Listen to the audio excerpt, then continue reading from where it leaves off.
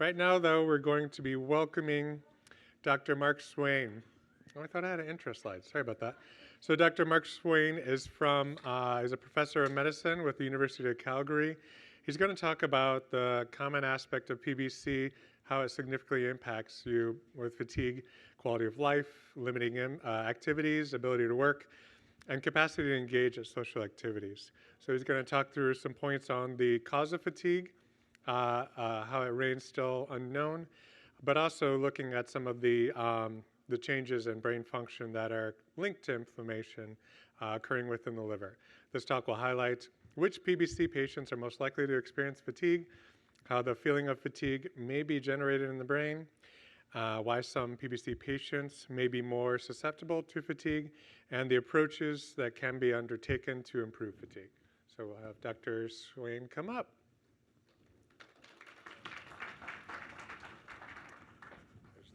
There's also a pointer in case you need it. Okay, thanks. Hi, everyone. It's quite great to be here. Actually, I've been talking to Carol about speaking at this meeting for a very long time, and I'm not sure why it never happened. But then COVID, of course, happened. But it's nice to finally be here. This is a topic that's dear to my heart. Actually, believe it or not, when I was training as a fellow at the National Institutes of Health, my interest in fatigue started back then, many years ago. And I remember going to my first conference, which was a conference that was about a new therapy called URSO. And the two sort of people that were kind of like the gods of URSO land who were at this conference. And I met for the first time with John Veerling and Keith Lindor, actually. So it's quite interesting last night to connect again with them. I've obviously known them for a very long time. So interesting to see that they're retiring. I haven't really thought about that, but maybe I should be. I don't know. I'm going to be talking a bit about fatigue today and some of the concepts about fatigue and I think some of the fallacies about fatigue. I'm hoping I'll try to put some things in your minds about why fatigue might be so common in PBC. So when, sure I'm speaking to the converted here, but fatigue is the most common symptom in people with fatigue. It has the greatest impact on their quality of life. When you use questionnaires like a PBC 40 or all these questionnaires that we have, about 40 to 80% of people with PBC will say that they have moderate to severe fatigue. Interestingly, when they talk to their doctors, about half that number will admit to fatigue. And I think what that highlights is that people don't like to talk to their doctors about it. And I'll get into why a bit, but because they're judged. And they feel like they're being judged and that it's all in their head.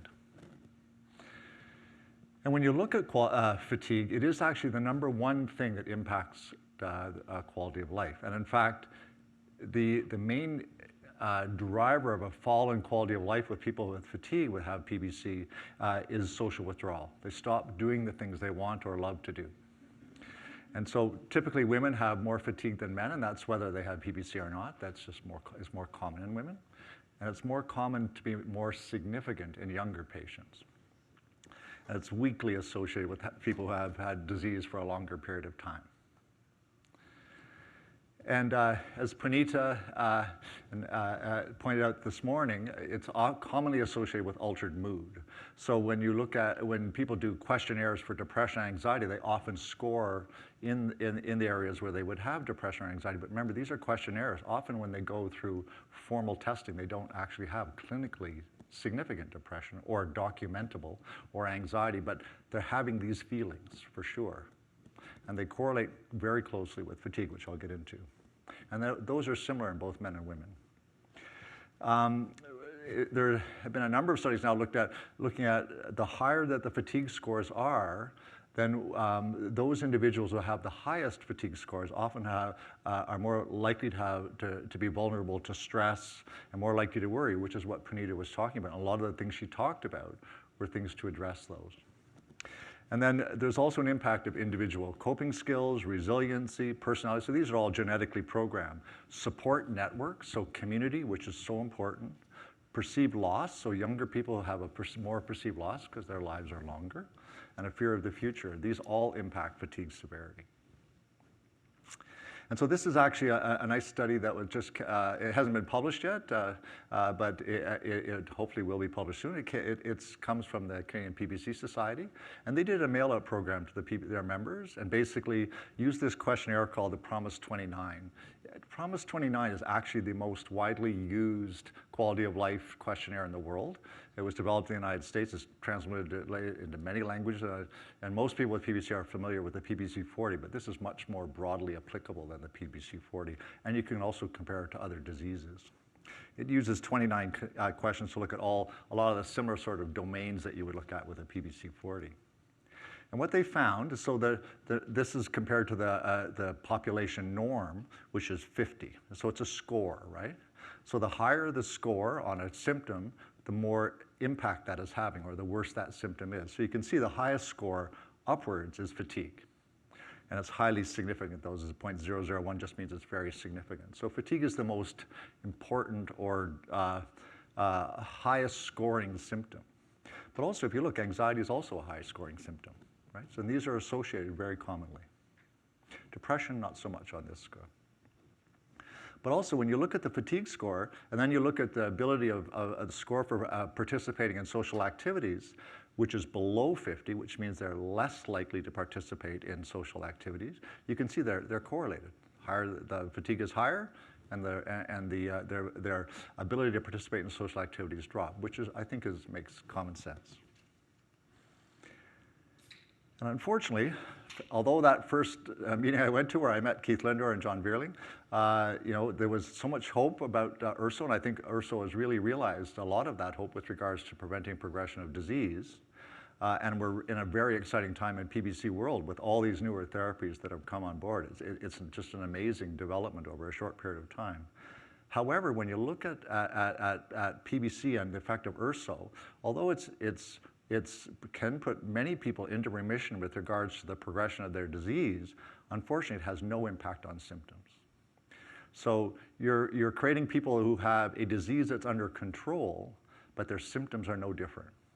It's a very hard circumstance when you have fatigue and you go, well, okay, my numbers are getting better, I'm going to get better. Well, your liver's better, but you don't feel better, right? Which is a very common issue. So I'm going to turn now to the types of fatigue, all right? Because there is a little bit of debate around this. There's no debate in my mind, but there is debate in other people's mind. So when people talk about fatigue, you can divide it in many different ways, but there's fatigue that comes from the brain, and this is really, I think, a lot of the symptoms that we experience, they have to come from our brain. It's not our hand telling us that we feel blank, right? Symptoms have to be generated from the brain. But we can feel weakness, and which is is really the hallmark of peripheral fatigue, right? So when you're talking about peripheral fatigue, you're thinking of when the muscles or the nerves that go to those muscles aren't working properly. And so people can't do things, they physically can't do them because their muscles aren't working, okay? And the weakness is the critical component of that.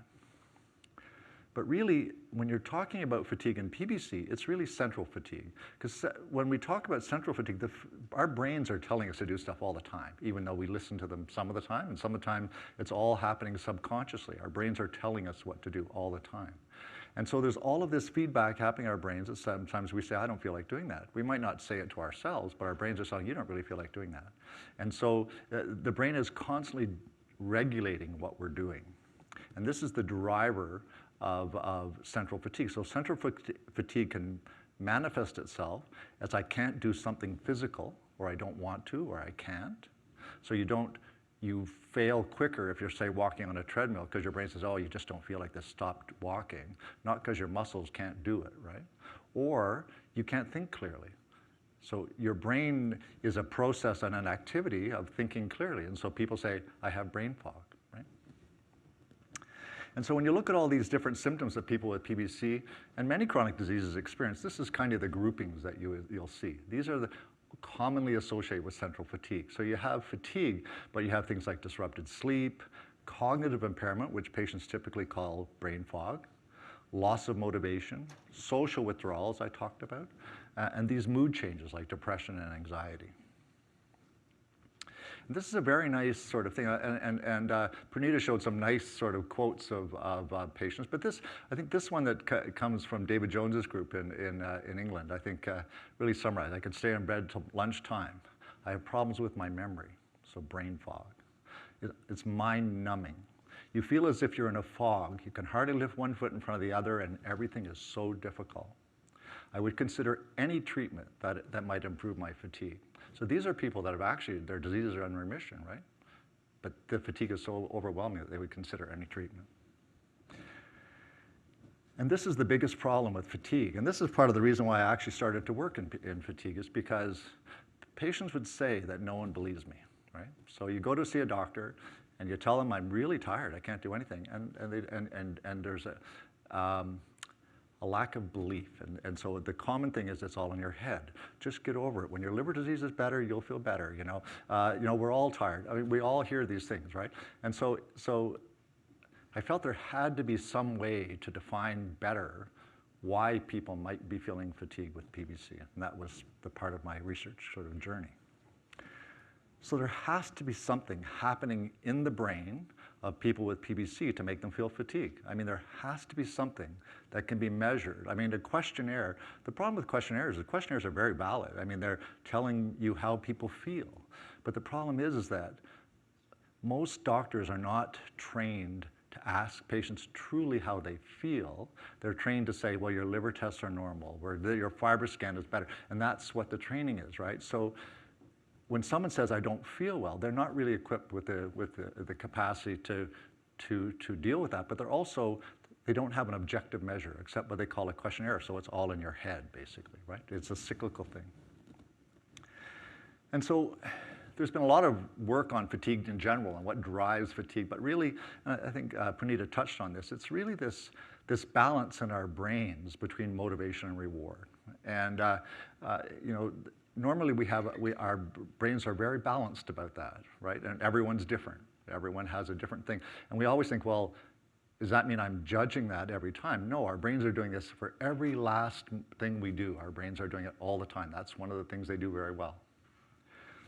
And so fatigue is really a change in this balance between the motivation, so the effort required to undertake or start a task, and the potential reward you might get from it, right?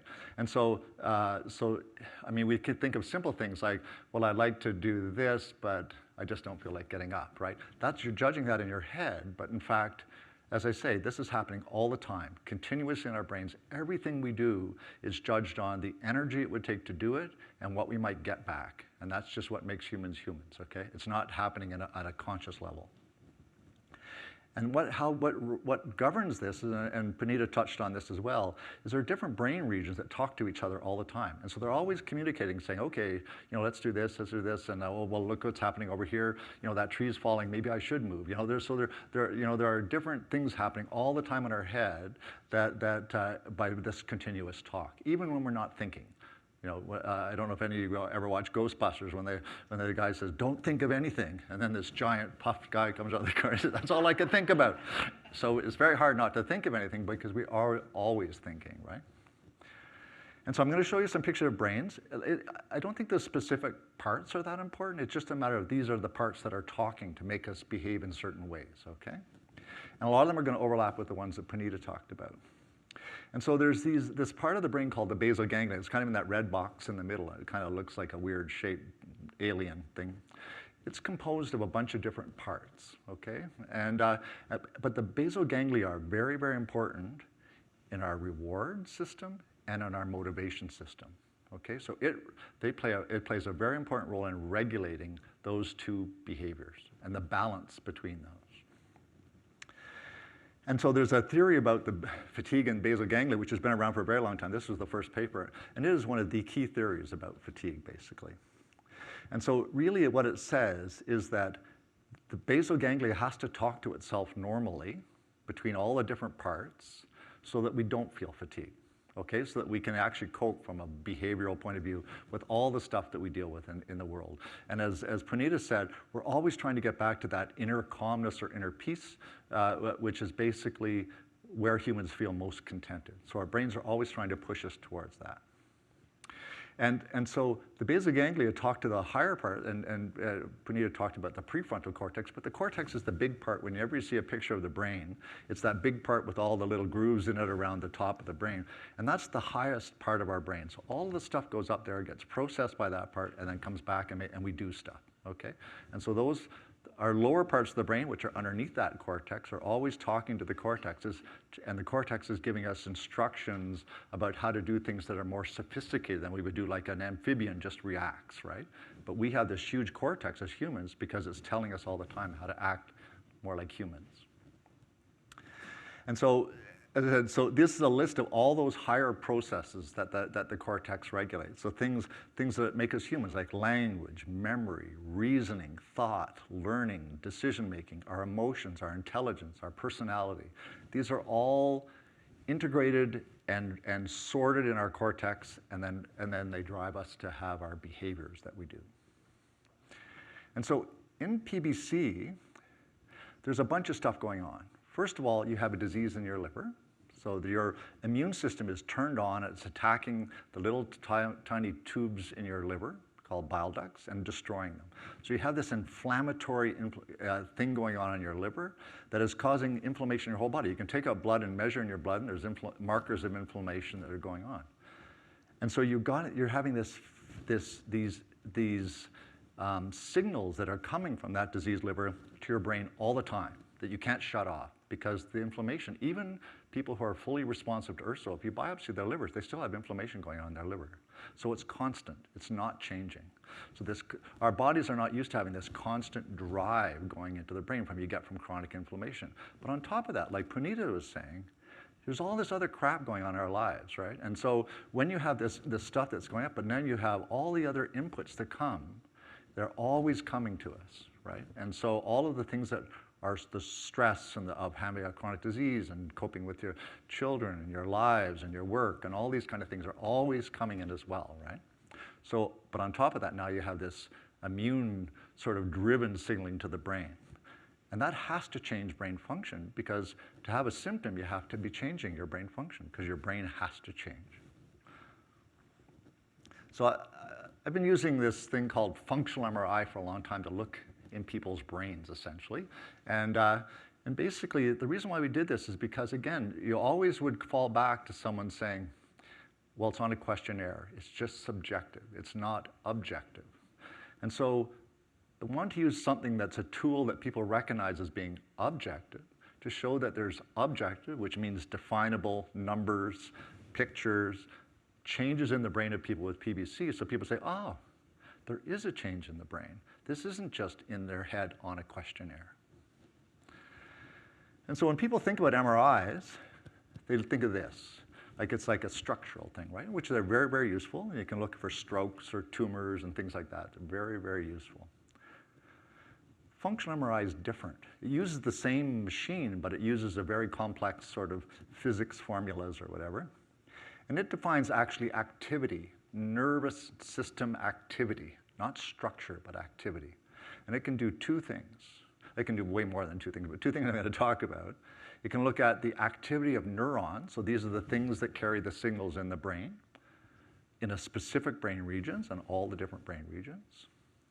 And it can also look at how different brain regions are connected or how they talk to each other, which is called neural connection strength. All right? And so when areas are talking to each other, even at rest, while we're just lying there and not thinking of anything, not the Stay Puft Man, nothing, is that the brain parts are always talking to each other. And if they actually light up on the functional MRI at the same time in synchrony, they're felt to be part of the same network. So when people are talking about networks that are not working, that's what they're talking about. And so Punita touched on this too. The limbic system is called the emotional brain. Okay, it's composed of those things that are circled there, which a lot of them were on Punita's slides.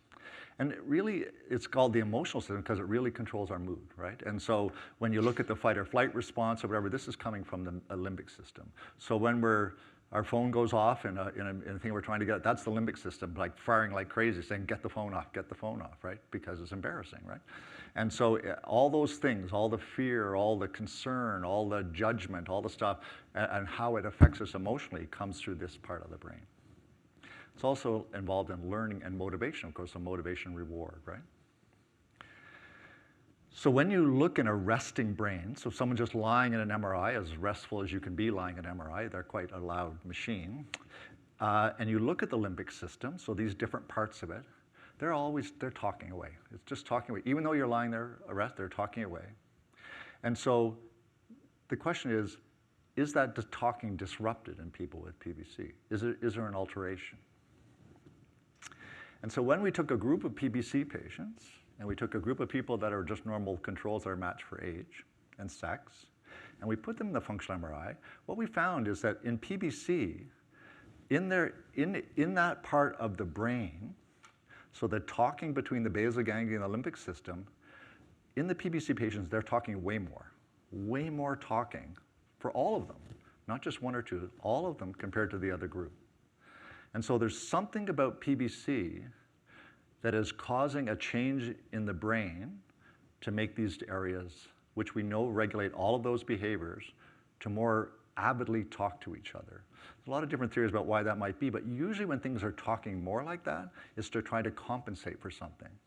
And you could argue that it's compensating for all this stuff that's flowing to the brain that isn't usually flowing to the brain from the inflammation that's happening in the body. And so this means that in PBC patients, the basal ganglia, which do this reward, and they also do movements and things like that, and the limbic system, which is our emotional brain, they're more strongly connected. And then people that do not have PBC. Very definable, very reproducible. Okay, so that's not specifically looking at fatigue. That's just saying, well, this could relate to fatigue. It could relate to a lot of the different symptoms that people have with PBC. But are there changes in neural connectivity? So this is the other part where it's how the different parts of the brain talk, the strength of that connection. Is there changes in connectivity between the basal ganglia and parts of the brain that are maybe linked to fatigue? So I'm just going to, again, you don't have to remember the specific part, but there's a part of the basal ganglia called the putamen. They all have weird Latin names, okay? And that part is very, very important for learning motor control, so doing this, like doing activities. And it controls reward, and it also it controls cognition, which is this clear thinking, this brain fog, okay? If it's not clear, it's foggy, right? And on the sort of image that looks like a brain with those little kind of things that's sort of on the right side of your screen, what this is, it summarizes all of the MRI data from 20 patients with PBC and 20 people that are healthy controls, and it puts it on a map. Okay, this is actually a map. It's not really an image. And what it shows is that the neural connectivity, so the strength of the neural connections between the putamen, this part of the basal ganglia, and the cortex, so that higher part that processes all of this information, is increased in fatigue compared to non-fatigued PBC patients. So if you have fatigue, you have an increased connection to these parts of the brain that are regulating that higher thought processes. And that's linked to fatigue. So to summarize this part, PBC patients showed increased neural strength between the different areas, between the brain structures that we know regulate motivation, reward, and emotion. So the basal ganglia and the limbic system. And you start to think about what are the symptoms associated with PBC. You can fit them all into there, really. And also between the basal ganglia, so that's that putamen part, and the upper part of the brain, the cortex, that process and integrate the sensory information that's coming to the body from everywhere. All the sensory information that comes into our bodies, either from within our bodies, so that when Punita was talking about the deep breathing and the vagal nerve system, that's going right to your brain and then goes up to your cortex to be processed. And then as you do the things that Punita was talking about, you're actually trying to control the stuff going out, right? And it's linked to greater, not greater, but GREATR, levels of fatigue. And so are there any other brain changes in PBC patients that may be associated with fatigue? So there's a part of the brain that's called the thalamus, all right? And it's right where that light part is. It's kind of, if you think about it, the cortex has got that stuff that looks like kind of worms all over the top. That's the cortex. And the thalamus is kind of right at the bottom of that, right? And there's a reason why it's right at the bottom of that. because the thalamus is like a relay station, all right? So all of the senses that we feel and see, except for smell, so all the senses that come from our body, so if we have inflammation in our body, we feel our bowels moving weird, when we have diarrhea, all that kind of stuff, and you have all of those things that we feel our heart rate, we feel our heart pounding, all that kind of stuff. All of that stuff flows up from our bodies to our brain, and it's relayed by the thalamus. The thalamus takes those signals and sends them off into the cortex, those higher areas, so they can be processed, and then it goes back down to the thalamus and gets shifted to other parts of the brain. So the thalamus plays this amazing role as a relay station, all right? And you can also see, if you have inflammation in the liver, those senses that come from inflammation are going to go right through the thalamus too. And so on the right-hand side, it shows that that's how it works as a relay station. It's right there, kind of right at the very bottom in the middle of the cortex, or it also acts in these loops around the brain to kind of organize the other parts of the brain to have behaviors happen. It's also very important for motivation and reward. So it's an integrate part of that system, as you can see, because it integrates all these other parts. So when you talk about the thalamus and fatigue, you say, well, is this just craziness? Like, could the thalamus play a role in fatigue? Well, it's been implicated in fatigue symptoms in people who are healthy, who just get fatigued for different reasons, thinking too long and stuff like that. But also, when you look at diseases that are known to be brain diseases, like multiple sclerosis and stroke and brain trauma, thalamic changes are very, very closely associated with fatigue in people with those neurological diseases, not liver disease, but neurological diseases. So it's well accepted that the thalamus plays a role in that. So when you look at fatigue versus non-fatigue PBC patients, and you look at the thalamus, and you say, well, how is it connected to the rest of the brain? Is it abnormal? Well, it is abnormal, okay? So when you look at fatigued PBC patients, they have decreased connectivity between their thalamus and these higher cortical brain areas, okay, which are shown as the blue blobs, right? And the two main areas that are really affected in this is one's called the cingulate cortex, which is actually very important for reward-based decisions. But the other part is the part that Punita was talking about, the prefrontal cortex, this master regulator, which intelligently regulates our thoughts, actions, and emotions, okay? So this is abnormal in fatigue versus non-fatigue PBC patients, and obviously links to fatigue. And then there are also areas that have increased connectivity. So the same thing, if you look at the thalamus has increased connectivity to the parietal cortex, which is shown as the red blob, and the premotor cortex, which are very important for sensing and perception of our bodies and the world, but also for our movements and planning movements. So planning to do movements, right?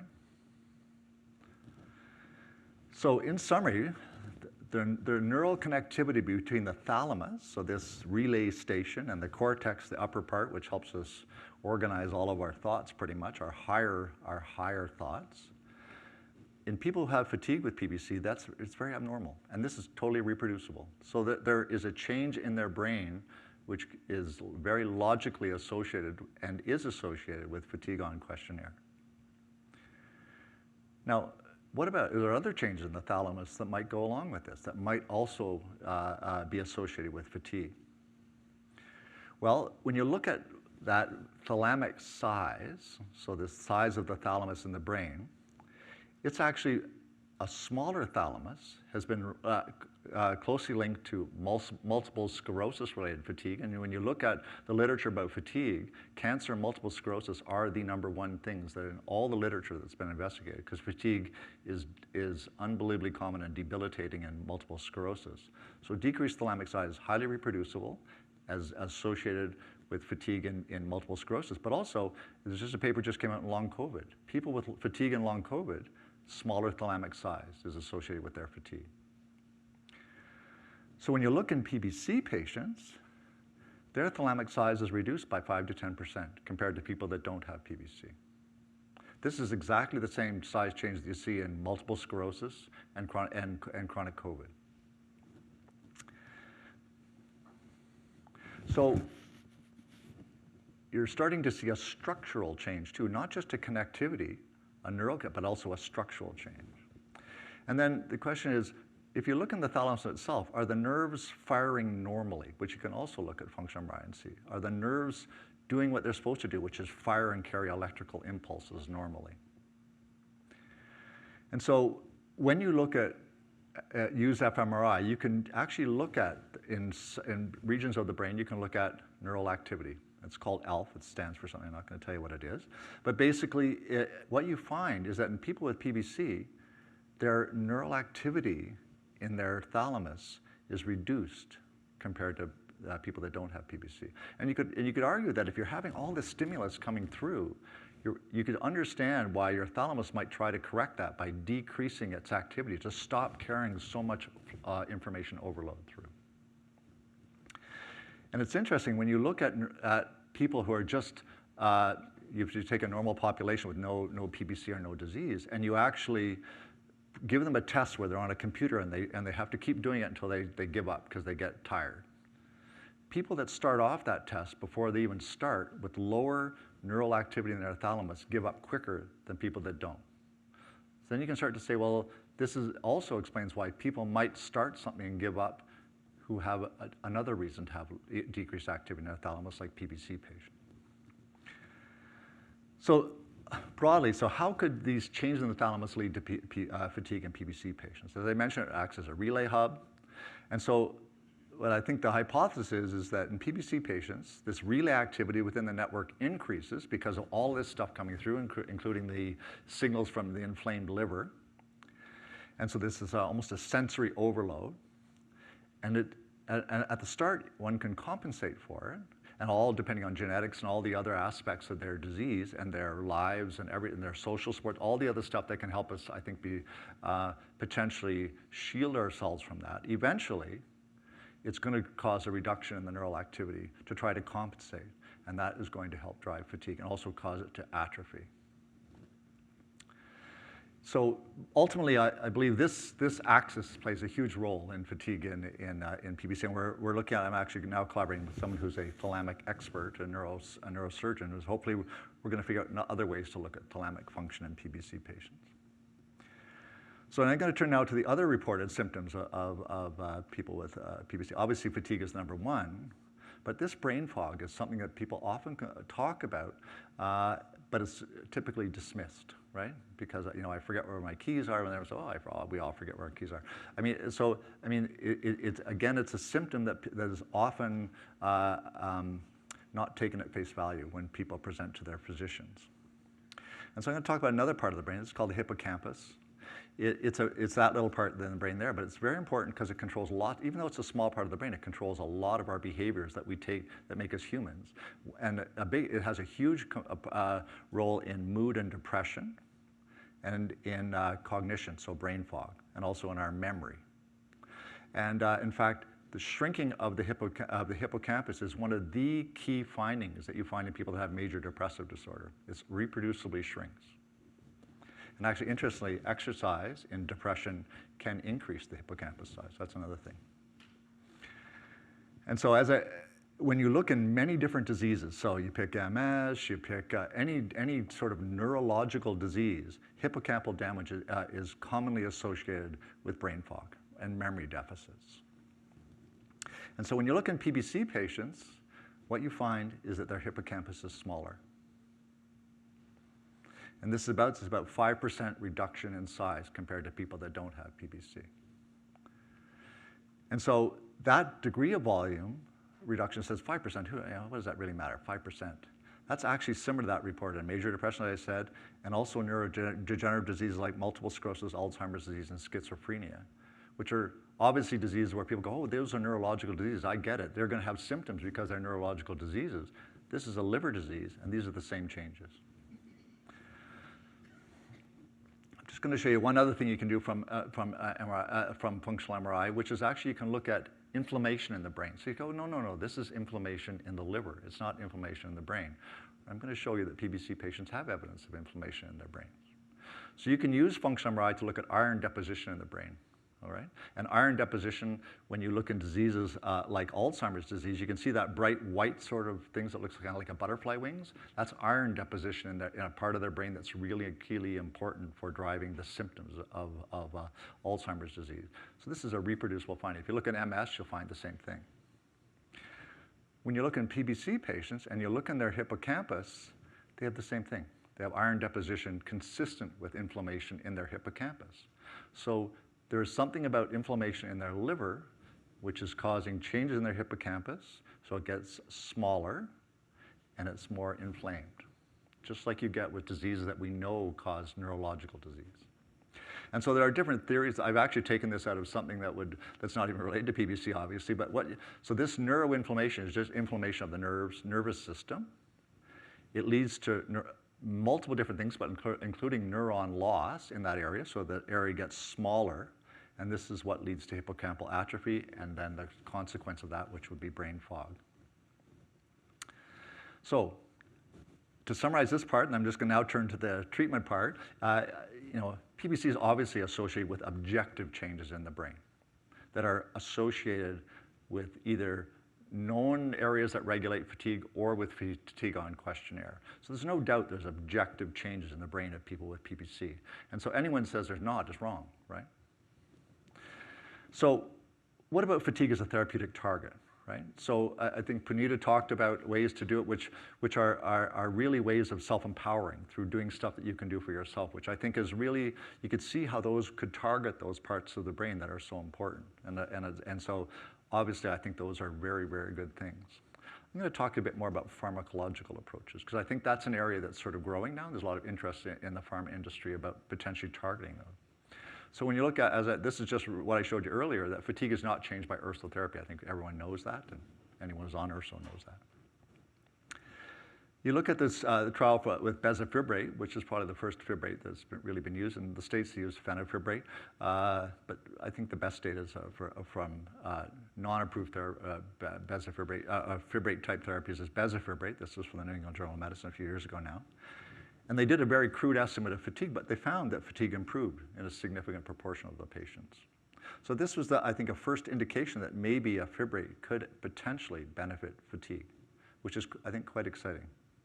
In Canada, of course, we can use bezafibrate. I mean, it's been used there for a long time. Seladelpar is one of the newer drugs that's coming along, and it's also a fibrate, and it acts on a very specific type of receptor. Bezafibrate acts on multiple ones. This acts on one called the delta receptor.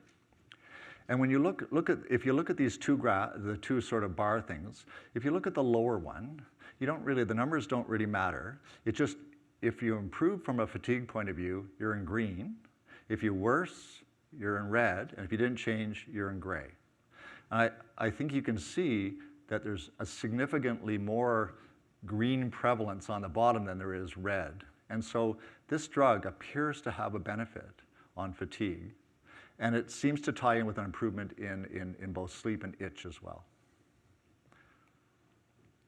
There's another drug called setanaxib, which acts on a completely different mechanism. And they look at the fatigue domain score. And what they found is that the fatigue domain score improved on people that were treated with this drug. And it was even more prevalent, which is the bottom picture. So the more it goes down below that line, the better it is from improving fatigue. So the more improved the fatigue score is, I guess you'd say. If your liver was stiffer, so more fibrosis, above 9.6, which is considered to be a cutoff really for poorer prognosis with regards to outcomes, their fatigue improved the most. So I think these are quite exciting sort of changes, and I think it's a start of a new way of thinking of treating symptoms as something that are important to target.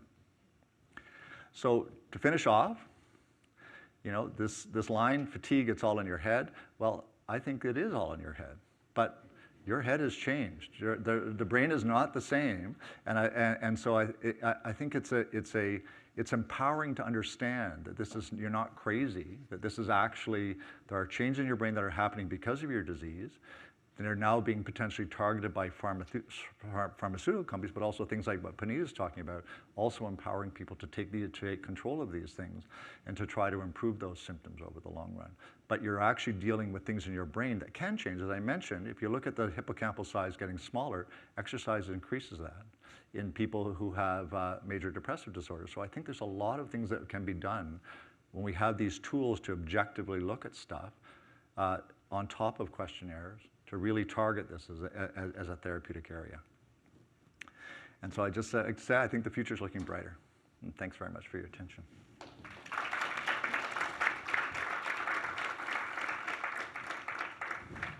Okay, and don't forget to put questions in your app if you have any questions for Dr. Swain. So, Dr. Swain, I mean, there's a lot of science. A lot of science. Everyone's a budding I don't know about neuroscientist. everybody else, but talking about the thalamus and kind of the changes there. So as far as some of those takeaways, those things to do as they're leaving, this conference, what are some of the suggestions you would say to your patients to kind of help them incrementally take some of these steps? Yeah, well, actually, I refer them to Punita's sort of. I think that conceptual approach is good. It was interesting. I was telling Punita's story last night. The first PBC meeting I ever went to was in Grantham, England, probably 30 years ago, probably. And I gave a talk about fatigue, and I talked about the importance of graded exercise programs. And after the talk, a woman came up to me and said, "I've had PBC my whole life, and you're crazy." He said, the last thing in the world I'm going to do is do a graded exercise. I'm so tired I can't get out of bed. Mm-hmm. And so I said, well, you should try it, and maybe try it. Start off really slow, and she went away shaking her head. And then I met her at the next meeting, which probably about 2 years ago after that. Mm-hmm. And she came up to me and said, I just want to let you know that you changed my life. I said, what do you mean? She said, well, I went home, I started to think about it. I said, well, I'm just sitting here not doing anything. I should do something. And so I said, so I started to walk around the block, and I started increasing it. And so she was actually a key driver of that study that Punita showed about using exercise to target fatigue and PBC. And she said she's changed completely, and she believes she's a complete believer in it. And so I do believe in graded exercise. I think it's very important to. The problem was, we all know, is motivating ourselves, right? We're all tired, and the world is tougher now than I think than it even was before. On top of that, you have a disease that's driving changes in your brain that are leading to fatigue. So you're really, all that motivation reward is even harder to get going. But I think it's small incremental things like just even getting some aerobic exercise in your life can make a huge difference, and making sure you do it very, very slowly to increase. I recommend that on everyone. I also talk a lot about being involved in clinical trials where that is an outcome that they're looking at. And I'm also very interested, we're actually exploring possibly looking at some of these medications. There are other changes that happen in the brain that we can even measure easier than an MRI, looking at those changes and trying some of these newer pharmacological agents to see if they actually change objective things in the brain that go along with changing fatigue, I think would be very useful. Because of course, the FDA, it's very hard to get things through drug approval processes that are based on symptoms, right? They're always better to have objective measures, right? Mm-hmm. So if we can find objective measures, that'll even help that more, I think. Nice, okay. Leslie, any questions from the audience? Yes. Is bezafibrate a cholesterol drug, and how does it impact PBC? What was that again? Is bezafibrate a cholesterol drug? Yeah, so fibrates do lower cholesterol, but their main use has been around triglyceride, which is the other type of fat that's in the blood, and they're widely used for that. Fenofibrate would be what would be used in the States. It's just randomly how that one was approved in the States. I would say broadly, fenofibrate does not seem to have the same impacts that bezafibrate does on many of the sort of behavioral outcomes and a number of the liver ones as well. But yes, and so the fibrates are like elafibranor and seladelpar are fibrates, right? Essentially, yeah. Mm-hmm. Any others? And do you recommend a neuroconsult or a functional neurology test? No, I wouldn't. Well, first of all, getting a functional MRIs are not routinely available. These are something that would be done as a research thing, I think knowing that there are objective changes in the brain is empowering. following your own, and not sure necessarily that would be empowering. I think it's to understand that there are changes in the brain and that there are things I can potentially do about it is more powerful than documenting that you actually have those or not. So I would not recommend having an MRI or a functional MRI now. Okay. Any others? Can you briefly address sleep disturbance in PBC? Which one is that? Sleep disturbance. Oh, yeah. So sleep disturbance is complicated, right? So sleep disturbance, of course, is, there are many things that drive sleep disturbance. I mean, itch would be a classic example, right? And then, of course, everything that Panita was talking about that we all deal with on our days, like, kids not getting to school, sick, just daily life plays on worry and stress is a huge impact on our financial things nowadays, on our sleep patterns. So they all play a role in that. Sleep disturbance is commonly associated with things like fatigue, anxiety, depression. They often go hand in hand. Interesting, there was a study years ago where they took people that Jenny Heathcote did this in Toronto. I think that David Adams also did it in the UK, where took people that had sleep disturbance as a complaint on a questionnaire, and then put them through formal sleep tests, and the formal sleep tests were normal, right? So again, it's this. It's you go down this road of sleep disturbance, and then trying to objectively quantify it, and that minimizing a symptom, right?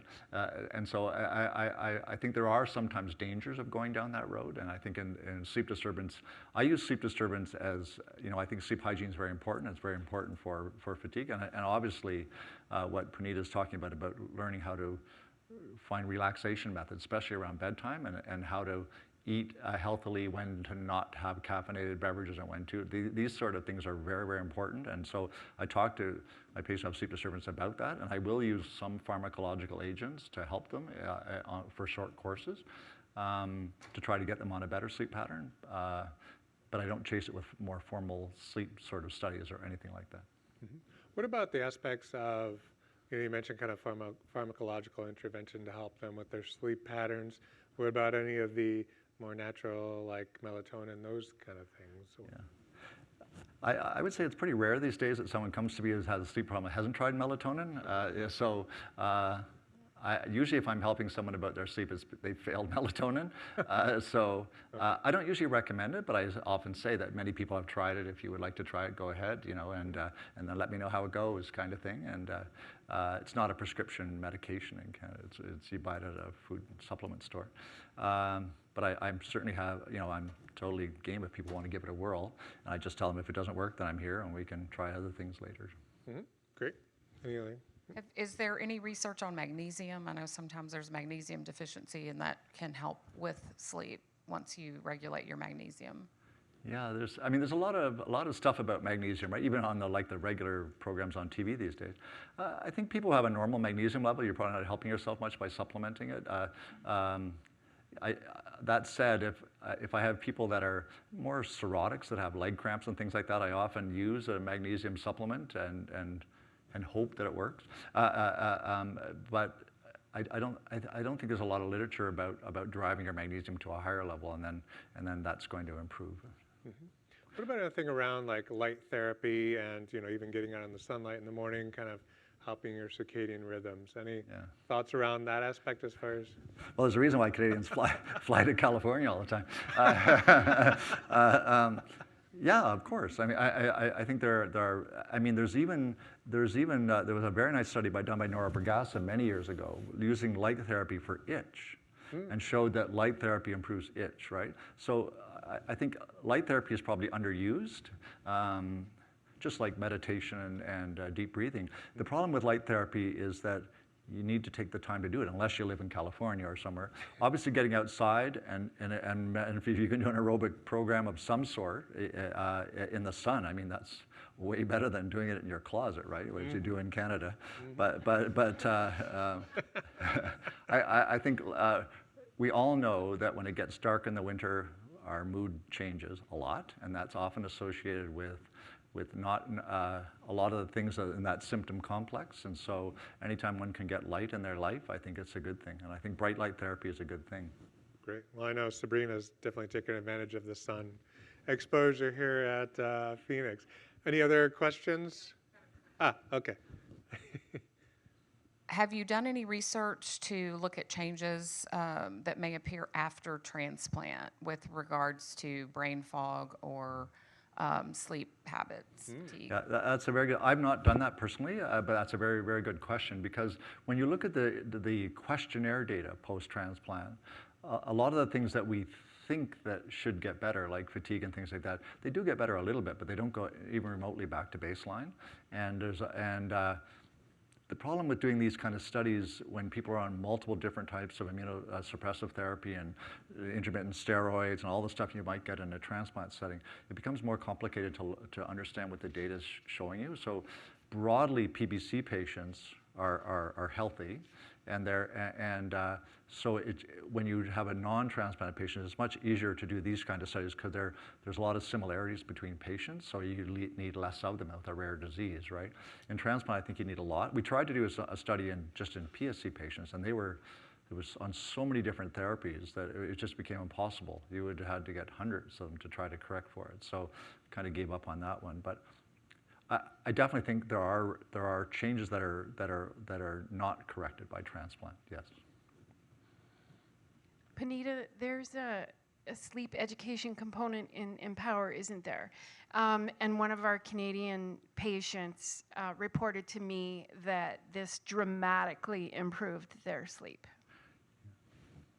You know what? I have no doubt, because the problem is that